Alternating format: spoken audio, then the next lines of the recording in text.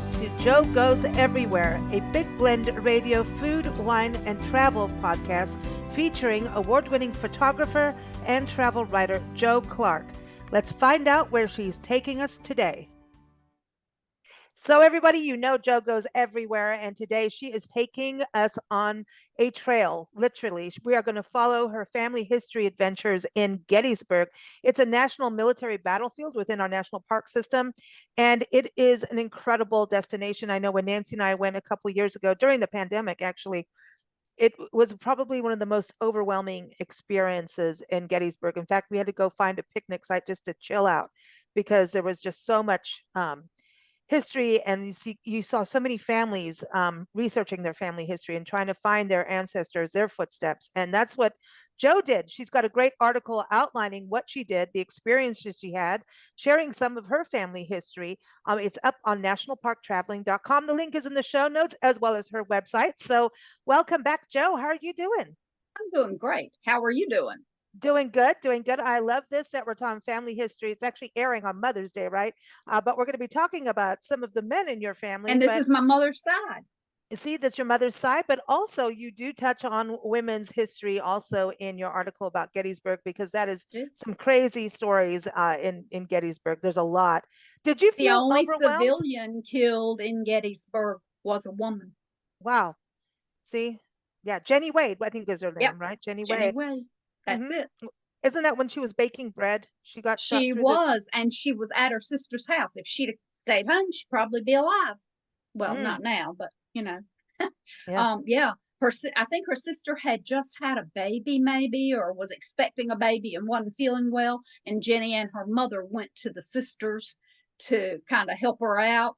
And this bullet came through two doors and hit Jenny. I mean, it's not like she was walking down the street and got caught in a crossfire or something. Yeah. She was inside the house, and the bullet came through two doors and hit her and killed her. Wow. Did you feel overwhelmed when you went there? Because I really did feel, especially when you go to the cemeteries and the one with all the unmarked graves, because they didn't Yes. know who. I mean, that just was, it's heavy. It is. And when you know that is where your great great grandfather died, and his brothers were there, and his neighbor, who ended up being my great great grandfather, also. Wow. Their grandchildren, boy and girl, married each other. So that's how this family tree ended up with both these men in my direct line. Wow. Wow. So you got into the ancestry.com. You went down the rabbit hole. I got Yeah. hooked. Yeah, it was one of those free weekends in May. I don't know. I want to say it was about 2007, and I had a free weekend and thought, "Ooh, perfect! I'm going to try this out." And I was hooked. I've paid and been I've been on it ever since. So so when you start doing that, then you want to go to these places, right? Yes, So that's yes, kind of wild to be able to step in your family's history, and yes. especially, but this is some brutal history, you know? It is. It is. All war is brutal, but when you Hmm. think back to these days, the Civil War and the Revolutionary War, I mean, the men were lined up in a straight line and marched toward each other till they were close enough that the bullets would be in range of the opposition, and then they would get the command to fire, and everybody would start firing at once. I can't imagine even standing there. I could not imagine that. I'd be And running when like a rabbit, man. Yeah, yeah. But as they ran out of ammunition, if their gun was empty, they would turn it around and use the stock of their rifle and use it as a club. Mm. That was their weapon. They might have had the spear on the end of it, but if not, they just turned it around and used the butt of the gun as a weapon, and hand to hand combat, knives, whatever they had.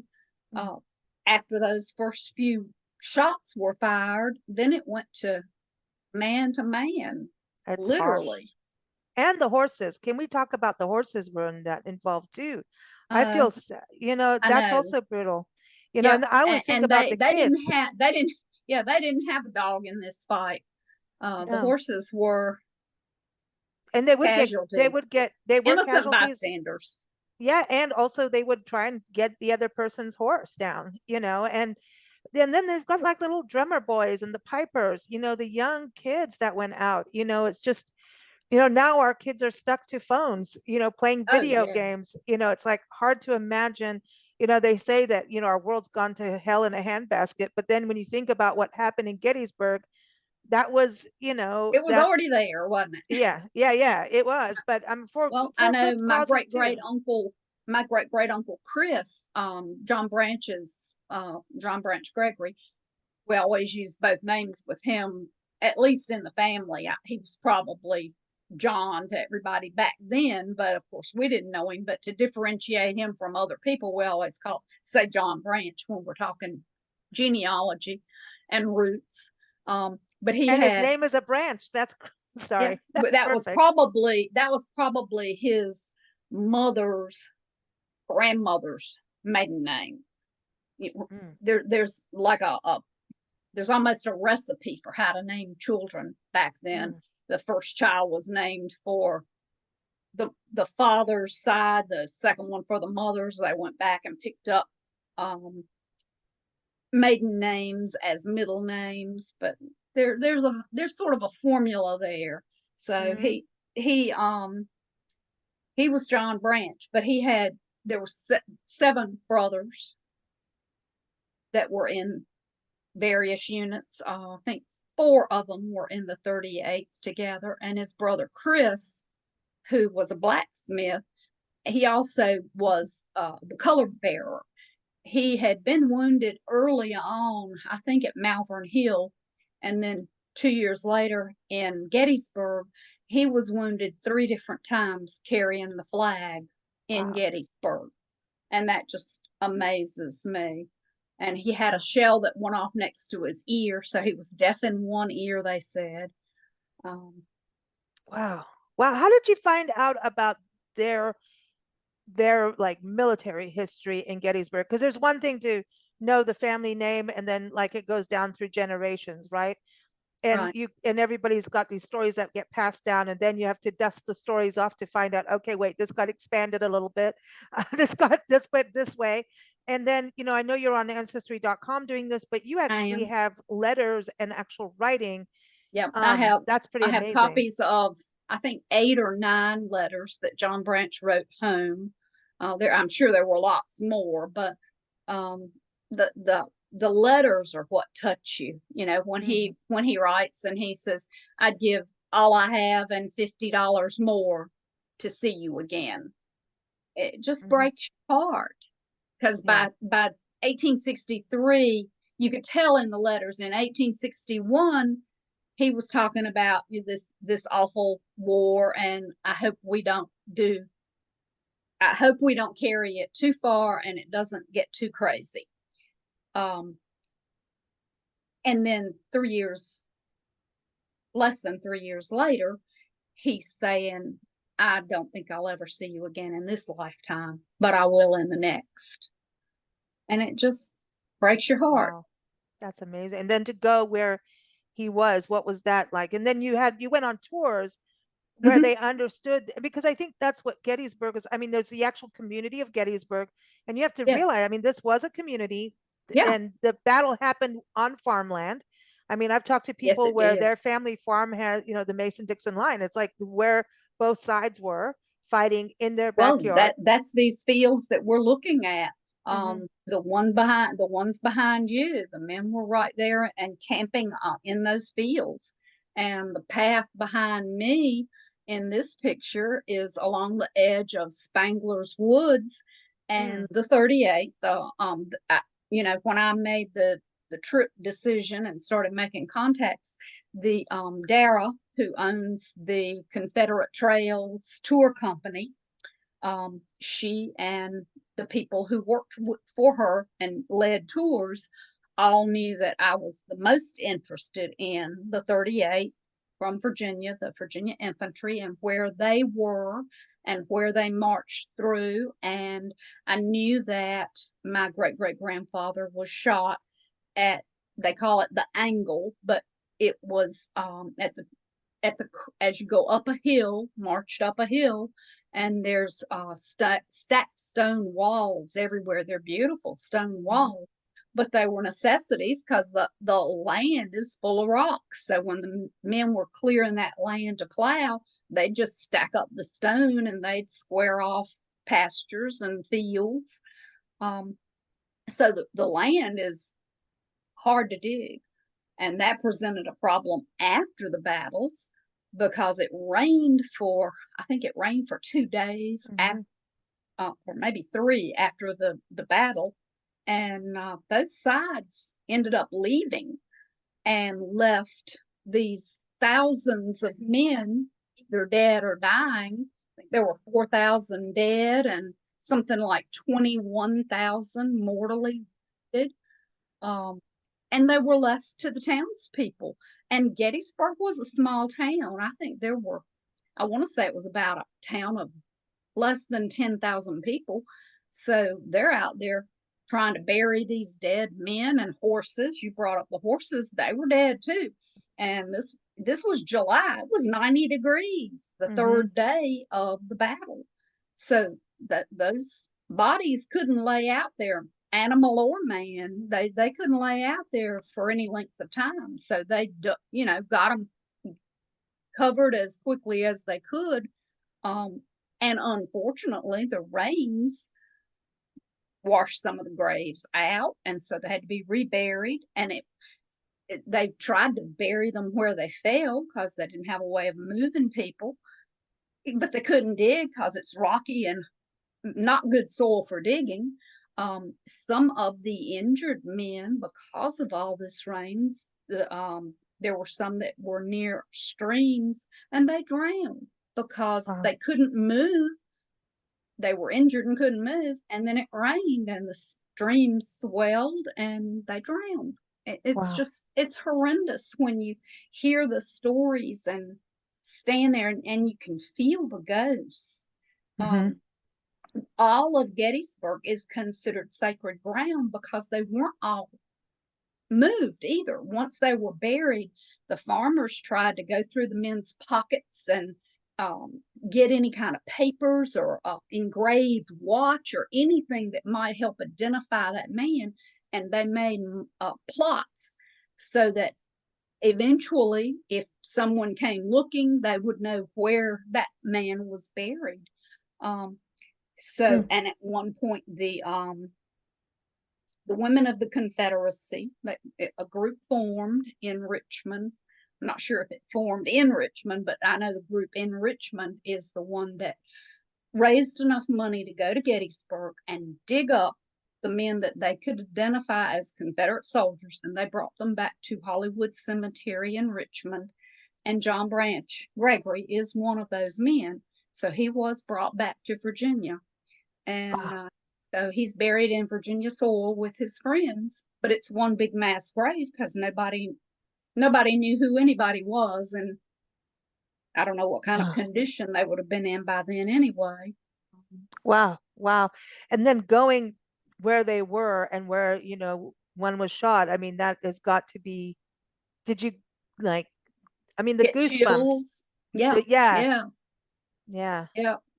And the other one was captured there and was taken first to a prison. Can't think of the name of it right off the bat. That's a whole nother show. But he was taken to a prison camp in Pennsylvania, and I did go there, but I didn't have enough time left because while I was on this trip, and I thought I was going to have maybe 2 or 3 days to prowl around and maybe find records and things like that, I found out that somebody had backed out on a trip and I could go to Namibia. And I had 3 weeks to get home and pack and go to Namibia. So it kind of cut my exploring short. You might have to go back now. I definitely need to go back.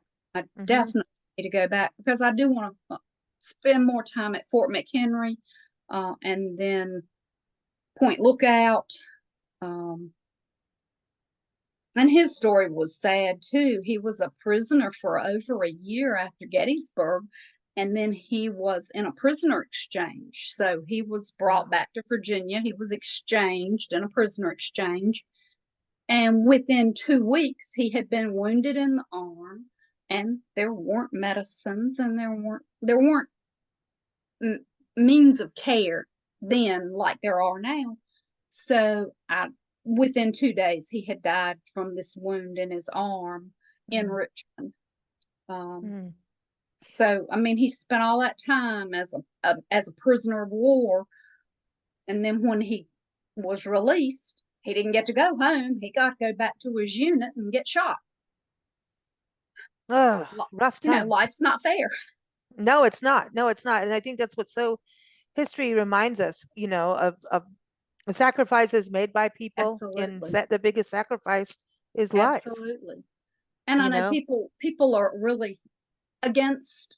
I don't know why they don't want to learn about the Civil War because of the slavery issue, but the majority of these men didn't own slaves. You have to also understand geography and understand things like that when you start talking about war. When the war started, of course, the first shot was fired in South Carolina, where I live now, but it started in South Carolina. Well, the Northern Army coming from wherever they formed, Pennsylvania, Washington, D.C., wherever it was, how were they going to get to South Carolina? They were going to march through Virginia and North Carolina. And they had to eat.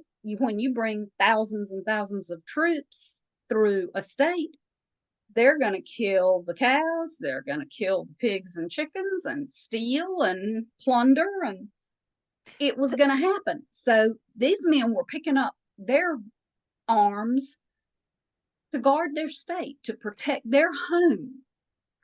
And you can understand that it for them it was a simple question of, we need to defend our state and property. And a lot of people, it wasn't, our wives and children. Right. They didn't go like it's so complicated. History is complicated. So it isn't black and white, No, and I mean that even on people. There were some really bad slave owners, and the slave, as we all know, the slave trade is horrific. It's terrible.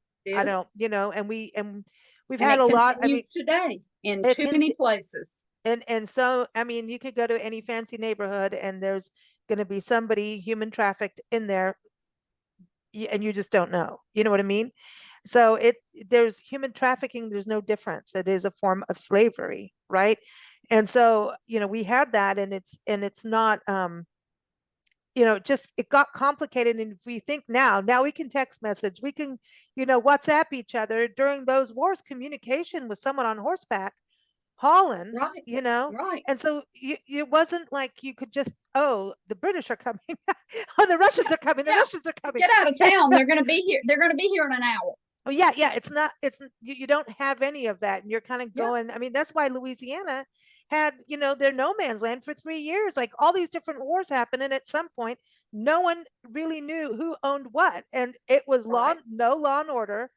They had privateers and pirates, hanging out. And I mean, could you imagine? I mean, there was, all kinds of things going on. And I find that fascinating, a fascinating time of life. And so, and even Civil War, what was going on in Louisiana during that time, and how it just, anyway, the Civil War is huge, and it's complicated, and it hurt everybody, and it freed some, a lot. And so it was a positive, and then it was a big negative. It's complicated, And as many as there were that were killed in the war, more died of disease than of an enemy bullet. And that is staggering. When you look at the disease and measles, these are men that have not been maybe 60, 100 miles from their home in their life, and they have marched now across 2 and 3 states. they go through a place and get measles. I had on the other side, on the Clark side, I had a great great grandfather that left Patrick County and was supposed to go to Petersburg, and they had him marked as AWOL because he never showed up for his unit. Well, he caught the measles and died before he ever got there. The rubiola, the red Rubio, measles, that's right. Yeah. 10-day measles, Hmm. just wiped out It's like entire a units, almost the whole communities, and the mm, men would bring it home with them. They come home sick, and then everybody in that community would get it. man, It's like sad. when we landed and brought disease from Europe to the Indians. Hmm. They had no immunity to these things. They'd never been exposed to it. So Hmm. it's the same kind of thing. These men And were marching down a road like this one, and and one the of them Native had the Americans fought in measles. this war too, and that's what people forget as well. The Native Americans were also part Yes, of the makeup of those who were fighting and sacrificing during, yes, they were. and there's amazing. I mean, the sculptures and the monuments there are so incredible, They're just they're breathtaking. That's all you can Hmm. say for it. You can stand on that battlefield and see, as far as the eye can see, statues. There's Hmm. one for every state. There's one for every unit. There's the commanders. Um, the there's foreign people that came and fought. We were enlisting aid, as was the North, enlisting aid from anybody that we could get it from, financial or manpower. Mm. So when you were on horseback, and you're going with these tour companies that they're taking you out, Mhm. you're on horseback with a group of people, and so now they're now sharing in part of your family history. So it suddenly They goes are. from vacation to, wow, I'm History really getting lesson, immersed in the genealogy reality. lesson. Yeah, yeah, but Yeah, you're getting a real sorry if you history. were on that trip with me, because you learned more about the 38th in Virginia than you ever wanted to know, Oh, I'm well, sure. but being on But it was horseback, all part of it. that had to be kind of interesting too, because It I remember was. when we first got there, we went to Eisenhower's farm first, and then I loved that farm, and I'm like, I could live here, but I can't. But I want to. But it's so pastoral, and I think that's what's so crazy about this is this beautiful pastoral. Yeah. The, Yeah, the I rolling don't. farmland is I mean, just it's beautiful. gorgeous, and so it's gorgeous, and so it's like this bittersweet, right? And then the It town, is. the Gettysburg is cute, it's charming, it's historic. So it's all of It, this, but going on horseback was the first thing we saw were people on horseback, and I thought, wow, that's got to be kind of wild to feel like what it was like as part of like a cavalry, those who were on horseback to kind of feel like what it was like. yeah, the commanders were on horseback. Yeah. So did you So, feel that kind of sense of oh, like, definitely, mm, definitely. It, and you were riding through areas where there weren't other people because they're not allowed to walk through there, because it is sacred ground. Every inch of the battlefields, there are still men that are buried there. So you're not allowed to walk. There are these certain paths that are still there, the riding trails that were used during the battle, and during farming at that time. Those are the only places, and by horseback only, you can go mm, through those areas. So you're not seeing other tourists, you're not seeing traffic.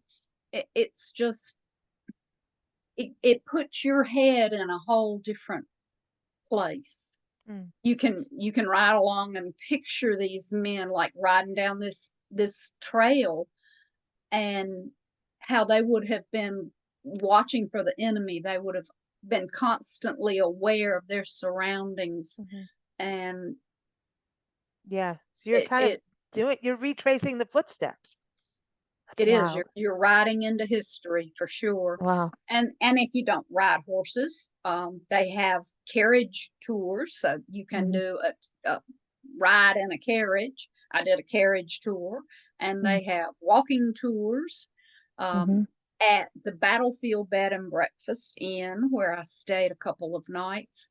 Of course, this was a couple of years ago, and my car still had a CD player in it, So they had CDs that you could Yeah. borrow from the inn that had a driving tour. So you would put the CD in and it would say, okay, turn right. Now, when you get to this stoplight, go through the light, and in the first parking lot Hmm. to the left, park there. And this is what you're going to see. And it was a Mm. really interesting way of touring on your own. And there are lots and lots of markers and signs along the way. If you do your own walking tour through the town of Gettysburg and through the cemetery, there's plenty of markers. Mm. You can go and not pay somebody to take you around. You can go and tour on your Sometimes own, it's but nice to take one, so you can get your bearings and it then go is out on your own so you can take your time. And, you talked about watching a video. Was that in the visitor center? Because we that didn't get to that go was there. at Gettysburg Heritage Center, Okay. which is not the same as the visitor center. They've got two different places. And Okay.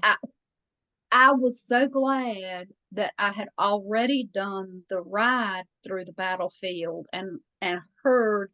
I mean, I knew a lot of the history anyway, but the ride gave me that image in my head of like this road. This is when they talk in the video about the men converged on Spangler's Woods.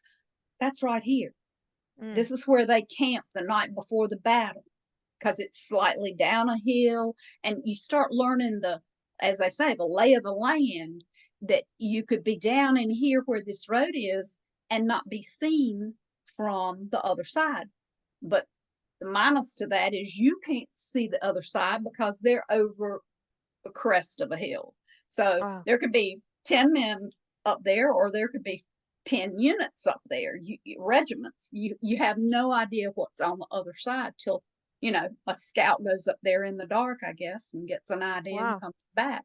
But when you see this video about the battle, and they show the map of all the different fields and little round top in the different places, and they show the arrows that this is where Armistead would have been, and this is where somebody else would have been, and then this one came from here.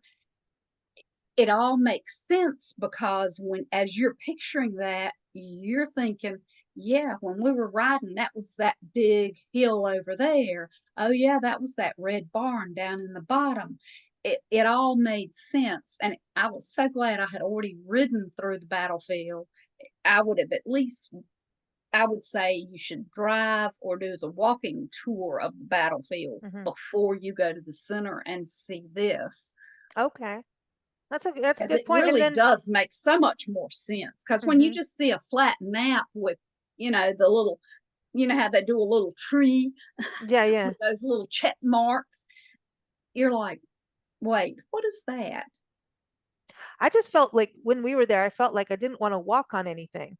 You know what I mean? I felt Yeah, I very like, do. what if I'm walking on someone? Yep.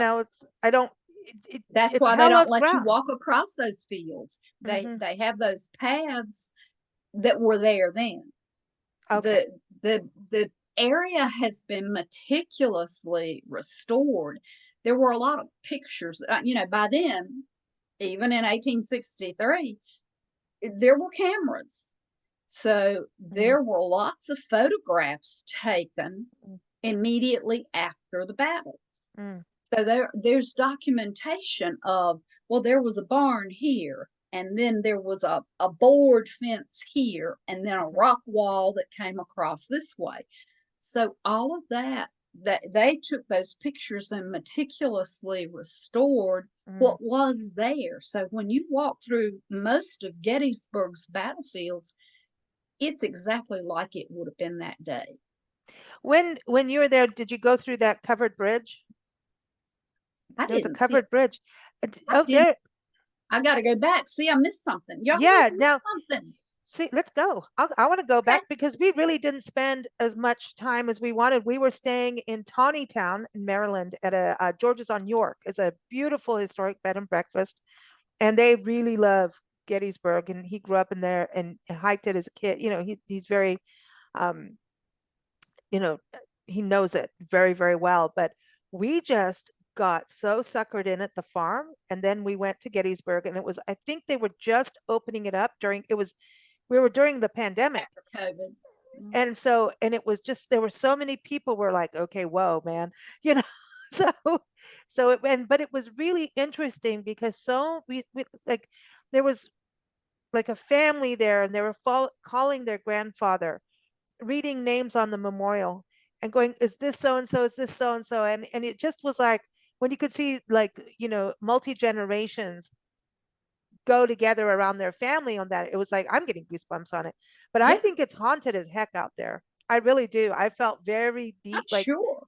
so I think I want to, you can't, I mean, you can go and say you've been there, like from our experience for sure. And by the way, it's beautiful naturally. Like if you want to go It is. hiking and stuff, there's big pileated woodpeckers and cardinals, and it's gorgeous. And there's scenic drives and everything. But I just feel like you have to spend the night, and you have Oh, to definitely.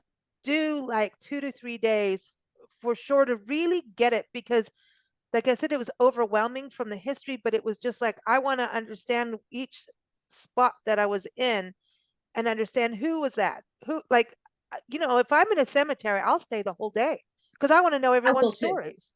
I do that, and I will. I don't know about you, but I'm bad about reading the names out loud because a long, long time ago I heard it wasn't a poem; it was more of a quote. But um, you die twice. You die once the day you pass away, and you die again when the last person says your name. Ooh, this is deep, girl. Yeah, it is. Oh So I man. say the names, I say the names everywhere I go Mm. Yeah, because there's they're not something. dead yet.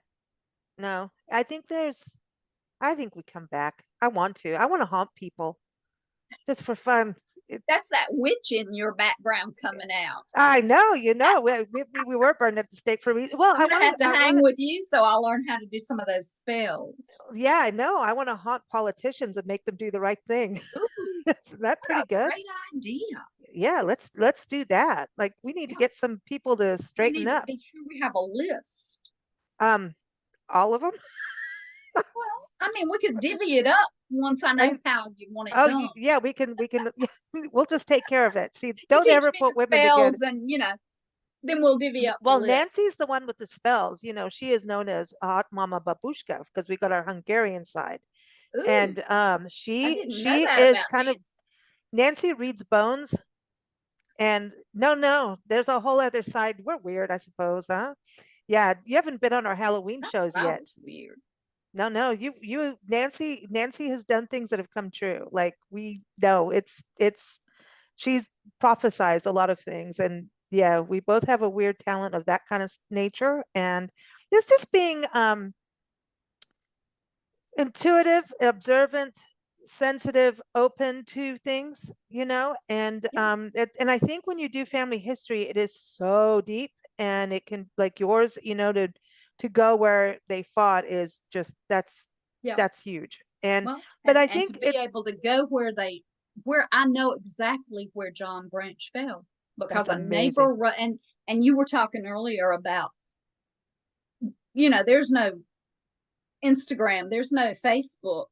Um, People, especially after Gettysburg, when you talk about 21,000 that were mortally injured, so that they're dead, and another 4,000 that were killed, you're talking about nearly 30,000 men.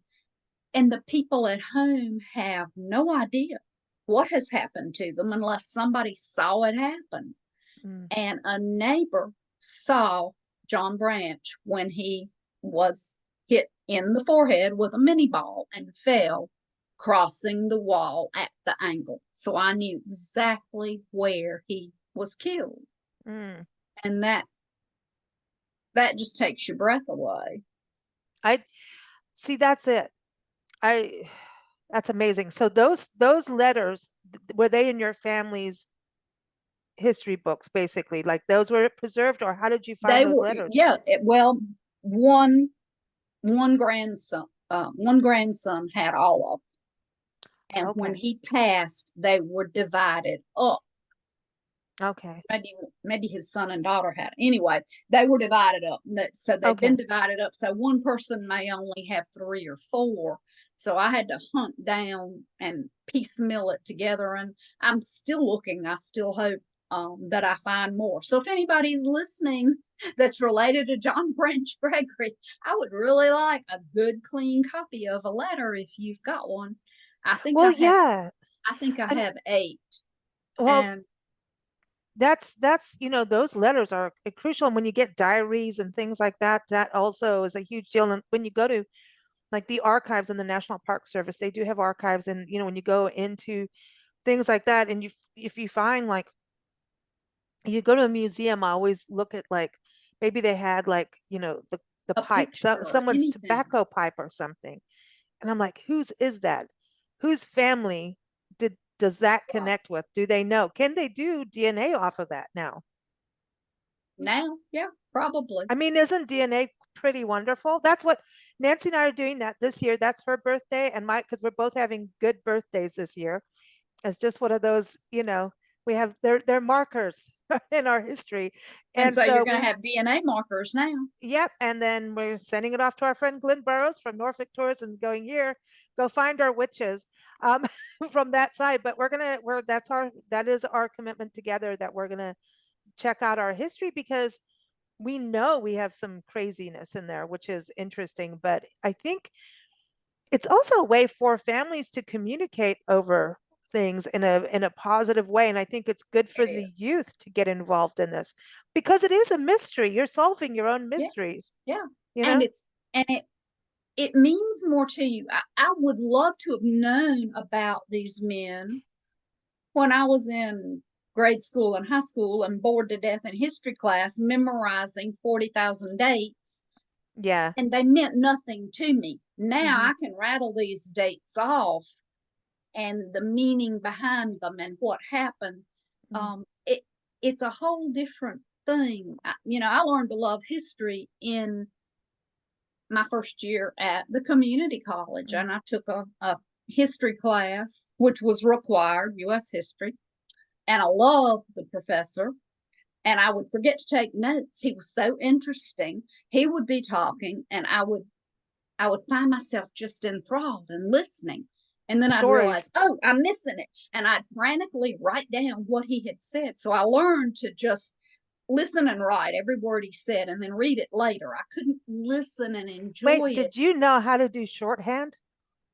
I had shorthand, but I hated it. And I can't do shorthand. I can scribble writing and read it. That's me. Shorthand had to be the D and the curve, the dear sir. Oh, I The don't think letters people know half what done shorthand by the is time anymore. I got dear sir written.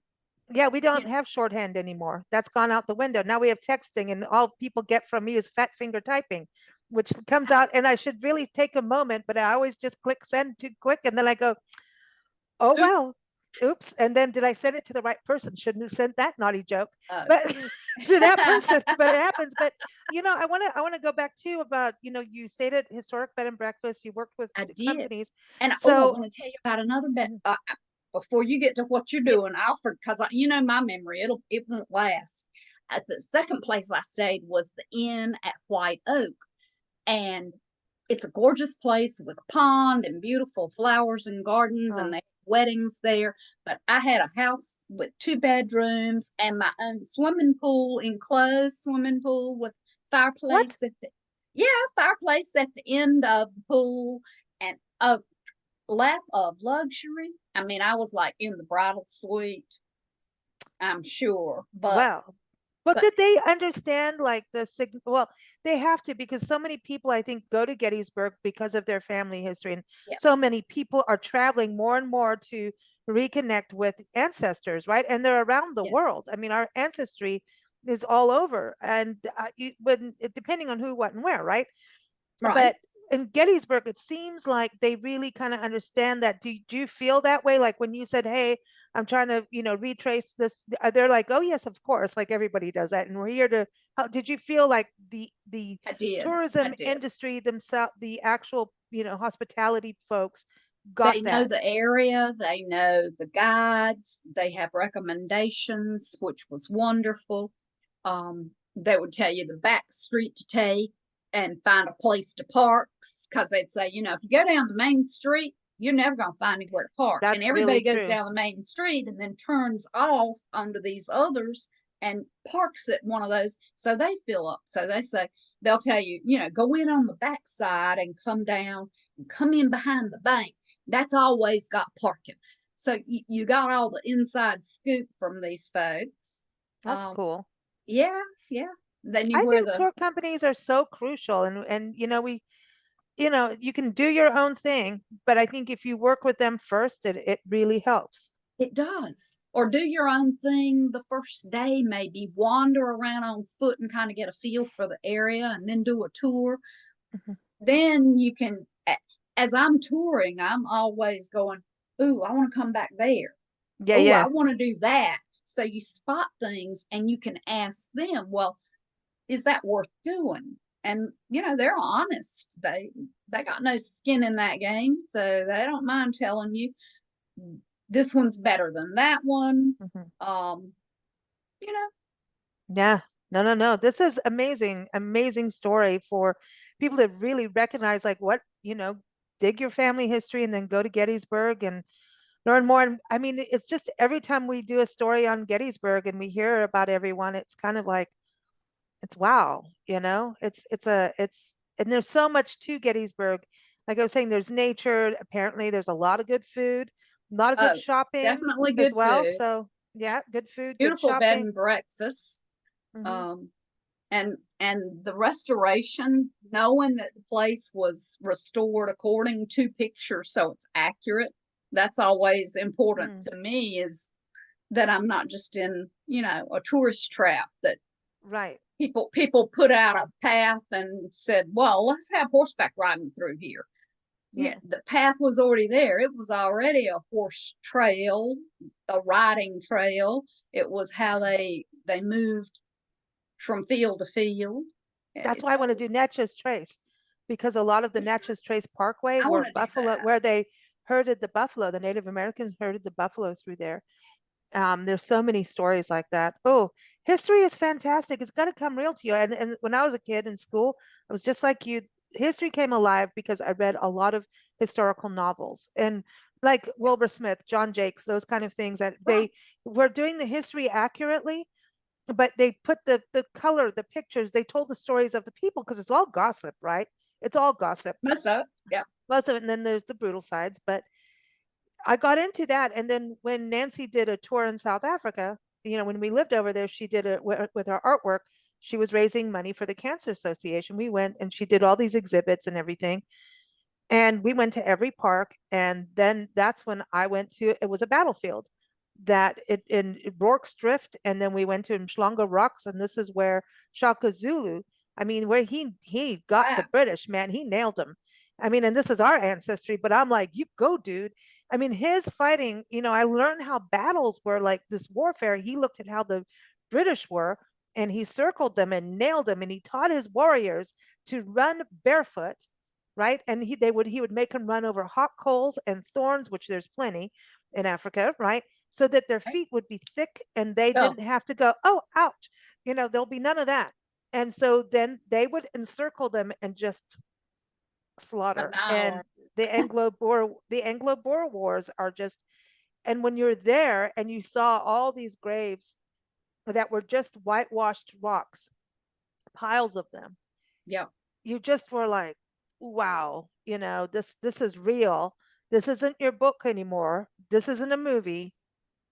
This is the real deal. And then you're thinking about, well, did they have a Brings it kid? home to you. Yeah, and I think it's still like kind of a weird way of like we love to people watch, and I'm sure you do too, because when we watch people, we go, well, no, so and so is having an affair right now. We know they are. Like this, what is their career? We make up the whole story, but then history's kind of that. It's Yeah. It is. you know, you're just connecting those dots because we're all human. And we also have to have forgiveness in history. I do believe that, especially within our own families, we always dig up something that we go, oh, I don't want that. but you got to understand But different it's times. there. It's different times, and hey, you just go. If it was really You may bad, you not go. want it, but it's there. Yeah, You can't deny it. It's right there. and you just kind of go, well, that'd make a good movie. Yeah. Yeah, The truth is stranger than fiction. Well, Joe, where are you always.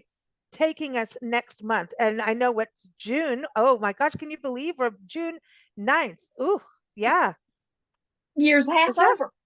oh my gosh, are we doing I'm your staying home. so wait a minute, that's Father's Day. So you're doing I think that's Father's Day. So you've got the Mother's Day and Father's Mother's Day Day shows and running. Father's Day. Yeah, So yeah. okay, so Mother's Day I went to my mama's family, the Yeah. Gregories and the Grants. Yeah, I'm gonna stay home next month. I'm gonna take you to Myrtle Beach. Oh, okay. We like 8 this. miles up the road. All right. And apparently you're gonna talk about food. Is this gonna be I saw you making gnocchi the other day on Facebook. Yeah, Was yeah. it good? Looked It like was fun. delicious. It was good with the Sunday sauce. Chef Hart gave us the recipe for the Sunday sauce, and he had it already made. We had gnocchi at that night when we finished making our gnocchi and cooking it. We tossed it in Sunday sauce and had that night. But then we had extra gnocchi to bring home, or extra dough. We had to make our own gnocchi once we got home. And we made 2 different kinds, potato gnocchi and a ricotta and Parmesan gnocchi. Oh. So one night I made, well, that's a lie. 2 nights I made brown butter sage sauce. Ooh. Tossed that with my gnocchi. It was marvelous. That Ooh, brown butter white sage wine. sauce is really oh yeah, yeah. Had I you like at that. butter, didn't I? Yeah, now what's Sunday sauce? It's what the Italians make on Sunday. Get big old pot of chopped up tomatoes and throw in a hunk of beef and a hunk of ribs and all right, that's all whatever right. you've I'm got, hungry. and let it cook all day. I guess probably while you go to church, and by the time you get home, middle of the afternoon, it's done. You throw some pasta with it and call it a meal. I like it, Joe. You got me hungry. I'm hungry right now. I know. Is it time for a glass of wine yet? It is, and you know me, I'm always ready. She's got it. You go, girl. You go, girl. Have glass will travel or stay home. And you never know what's in my cup. Now that's cheating. Hey, you never know. You never know what's in there. Do, right? You got to do what you got to do. Well, Joe, thank you so much. Everyone, have glasswilltravel.com is a website. Her article again is on nationalparktraveling.com. And the links are all in the show notes, no matter where you're listening. And we can't wait for next month to talk about food. And I know we're going to talk a bit of libation. What's in that cup? I know. I want to know what's in your cup. In my cup, I have a nice Malbec. Oh wow, it's my favorite is Malbec. Oh, Mourvedres and Malbec. Oh yes. Oh, we're. I got to hang out with you. We're kindred spirits here. We are. Lisa, you have a great week. Tell Nancy hello.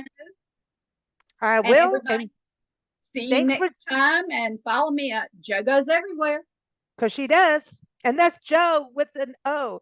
No, Joe, That's what I have to tell everyone. So you know how YouTube and Facebook do those little captions on the videos. We didn't write it. Those captions they did can't spell. Listen, AI cannot be a travel writer. I'm just saying. It can't. So if you can't spell Joe, which is only 2 letters, J-O, you can't write. Thanks, Joe. Thanks. Bye-bye. Thanks for joining us. Keep up with Big Blend Radio's Joe Goes Everywhere podcast on bigblendradio.com. Keep up with Joe's adventures. Go to haveglasswilltravel.com and recipestravelculture.com.